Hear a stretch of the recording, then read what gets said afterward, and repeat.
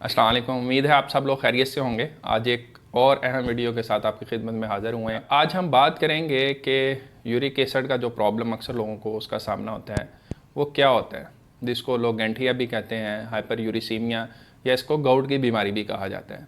ये आखिर होती क्या है, इसकी क्या वजह होती है कि ये आपका यूरिक एसिड का जो लेवल होता है वो बॉडी के अंदर बढ़ जाता है, और वो कौन सी ग़िज़ाएँ हैं जिनकी वजह से ये यूरिक एसिड का लेवल बढ़ता है, और कौन सी एहतियातें करके इस लेवल को हम जो है वो कम कर सकते हैं, और इसकी अलामात क्या होती हैं इसको भी जानने की कोशिश करेंगे। लेकिन सबसे पहले आज हम बात करते हैं कि यूरिक एसिड बॉडी के अंदर बढ़ता क्यों है। बेसिकली हर इंसान के अंदर यूरिक एसिड मौजूद होता है, लेकिन वो एक ख़ास रेंज के अंदर होता है।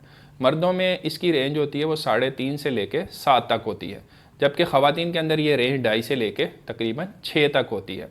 अच्छा, क्या होता है कि हमारी बॉडी के अंदर प्यूरिन्स होती हैं जो कि टूटती हैं, तो फिर यूरिक एसिड बनता है। जब ये यूरिक एसिड बनता है तो ये जिगर के रास्ते से खून में आता है, फिर यूरिन के ज़रिए से बाहर निकल जाता है। लेकिन अनफॉर्चुनेटली कुछ लोगों में क्या होता है कि ये यूरिक एसिड यूरिन के ज़रिए बाहर नहीं निकल पाता और ब्लड के अंदर अक्यूमुलेट होना शुरू हो जाता है। इस तरह बॉडी के अंदर यूरिक एसिड का लेवल बढ़ जाता है। जब ये लेवल बढ़ता है तो फिर क्या होता है कि ये हमारे जोड़ों के अंदर, ख़ासकर जो पाँव का अंगूठा होता है उसके जोड़ के अंदर, और जो हाथों की उंगलियों के जोड़ हैं इनके अंदर इकट्ठा होना शुरू हो जाता है।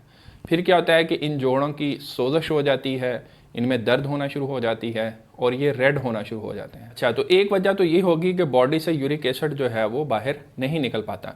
लेकिन कुछ लोग जो होते हैं उनके अंदर क्या होता है कि वो ऐसी खुराक जो है वो ज़्यादा खा रहे होते हैं जिसकी वजह से उनके बॉडी के अंदर प्यूरिन ज़्यादा बन रही होती हैं, और फिर वो टूट के यूरिक एसिड जो है वो ज़्यादा बन रहा होता है। इन खुराकों की अगर बात की जाए तो उसमें सबसे जो टॉप ऑफ द लिस्ट है वो है रेड मीट, जिसको हम सुरख गोश्त कहते हैं, यानी बड़ा और छोटा गोश्त। कुछ लोग इसका बहुत ज़्यादा इस्तेमाल करते हैं। कुछ लोग जो है वो जिगर जिस और कलेजी जो है इसका इस्तेमाल ज़्यादा करते हैं। इससे भी बॉडी के अंदर यूरिक एसिड के बढ़ने का ख़तरा होता है। कुछ लोग जो है वो कोला ड्रिंक्स, सॉफ्ट ड्रिंक्स जैसे कि पेप्सी, कोक, इस तरह की, और बाकी जो जूसेस वगैरह जिनके अंदर शुगर का कंटेंट बहुत ज़्यादा होता है, तो इनसे भी जो बॉडी के अंदर यूरिक एसिड जो है उसका लेवल बढ़ सकता है। इसके अलावा कुछ लोगों में मोटापा जो है वो भी यूरिक एसिड के बढ़ने की वजह बन जाता है। तो सबसे पहले तो अगर किसी को यूरिक एसिड का मसला हो तो इसकी तशख़ीस के लिए हम कुछ टेस्ट करवाते हैं। उसमें जो मेन टेस्ट है वो ये होता है कि जो जोड़ सूजा होता है तो हम उससे सिरिंज के ज़रिए से फ्लूइड लेके उसका टेस्ट कराते हैं। तो उससे हमें पता चलता है कि इस फ्लूइड के अंदर क्या यूरिक एसिड की क्रिस्टल्स इकट्ठी हो रही हैं कि नहीं हो रही। हमारे यहाँ ज़्यादातर ये टेस्ट नहीं होता। हम ज़्यादातर लोगों को ब्लड का टेस्ट एडवाइस करते हैं, जिसको सीरम यूरिक एसिड लेवल्स कहा जाता है। इससे हम ब्लड के अंदर जो है वो यूरिक एसिड का लेवल चेक करते हैं। उसमें फिर मेल में अगर 7 से ज़्यादा हो, फीमेल में 6 से ज़्यादा हो, तो हम कहते हैं कि यूरिक एसिड बॉडी के अंदर बढ़ा हुआ है। कुछ लोगों में क्या होता है कि उनका यूरिक एसिड जो है वो नॉर्मल होता है, लेकिन उनको यूरिक एसिड की अलामत आ रही होती हैं। इसी तरह कुछ लोग ऐसे होते हैं जिनके अंदर यूरिक एसिड बड़ा होता है लेकिन उनको यूरिक एसिड की अलामत नहीं आ रही होती। इसलिए ये टेस्ट बहुत ज़्यादा जो है वो सेंसिटिव नहीं है। ज़्यादा सेंसिटिव टेस्ट वही है जिसमें हम फ्लूइड लेके उसका एनालिसिस करवा लें। लेकिन अगर किसी शख्स को इस तरह की अलामत आ रही हों और बेशक उसका यूरिक एसिड लेवल नॉर्मल भी हो, तो हम फिर उसको गाउट के लिए ट्रीटमेंट देते हैं। ट्रीटमेंट सबसे पहले वही बात आ जाती है कि आपने डाइट का ख्याल करना है। उसमें आपने गोश्त जो है, सुरख गोश्त है, वो ज़्यादा नहीं खाना। थोड़ी मिकदार में खा सकते हैं लेकिन ज़्यादा नहीं खाना। इसी तरह ही आपने जो है वो कोला ड्रिंक्स का इस्तेमाल बिल्कुल नहीं करना। इसके अलावा आपने सब्ज़ियों का, फलों का ज़्यादा इस्तेमाल करना है। दालें सारी खाई जा सकती हैं।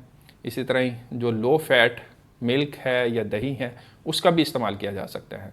सब्ज़ पत्तों वाली सब्ज़ियाँ कुछ होती हैं जिनके अंदर प्यूरिन ज़्यादा होती है, लेकिन रिसर्च से ये पता चला है कि वो सब्ज़ पत्तों वाली सब्ज़ियों के ज़रिए से भी यूरिक एसिड का लेवल नहीं बढ़ता। तो इसलिए आप हर किस्म की सब्ज़ियाँ और फल बड़े आराम से खा सकते हैं। अगर किसी का वेट ज़्यादा है तो उसे चाहिए कि वो अपना वेट कम करें।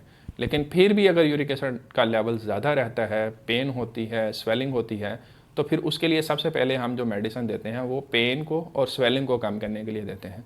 उन दवाइयों में एनसेड्स आ जाते हैं, कोल्चिसिन है, कोर्टिकोस्टीराइड्स हैं। इससे क्या होता है कि आपकी जो जॉइंट की स्वेलिंग है और पेन है उसको कम करने में मदद मिलती है। इसके बाद जो है वो यूरिक एसिड को कम करने वाली दवाइयाँ जो हैं वो दी जाती हैं, जो बॉडी से यूरिक एसिड को बाहर एक्सक्रीट कराती हैं। कुछ दवाइयाँ ऐसी भी होती हैं जो यूरिक एसिड के बनने की रफ्तार को स्लो कर देती हैं।